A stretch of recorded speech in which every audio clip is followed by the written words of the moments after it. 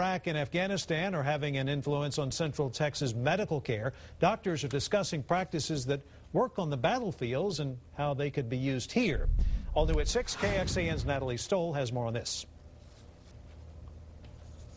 A scene like this is not uncommon on Central Texas roads.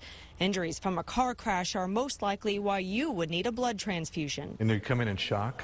So you've lost a lot of blood, you come in shock, we diagnose the shock and take you to the operating room at the same time start doing these transfusions. Blood transfusions have been used to replenish blood lost since World War II. But new ways to do them are coming out of different wars, Iraq and Afghanistan. Instead of using just clear crystalloid that contains blood cells, adding more platelets and plasma to the mix means patients can improve more quickly. So those products are working on the inside of the blood vessel, and the surgeons and the rest of the doctors are working on the outside of the blood vessel, and you put all that together and it appears that the bleeding stops sooner. Like many conflicts in the past, the wars in Iraq and Afghanistan have brought a great deal of innovation and new treatment strategies in the care of the injured patients. Iraq and Afghanistan are not the first wars to influence medical care.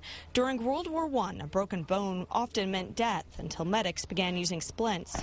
Years later, helicopter transport during the Vietnam War revolutionized trauma care. From that experience, Vietnam EMS and trauma centers came to be in the United States. Another change to come from Iraq and Afghanistan, Dr. Brown says the Austin-Travis County EMS system will begin using tourniquets to stem the flow of traumatic bleeding from arms and legs. Well, these are ideas that should be applied tomorrow in practice here in Austin. In Austin, Natalie Stoll, KXAN Austin News. Medical techniques effective in the war zones of Iraq and Afghanistan was one of the topics discussed at the Trauma and Critical Care Conference in Austin this week. That conference was hosted by the Seton family of hospitals.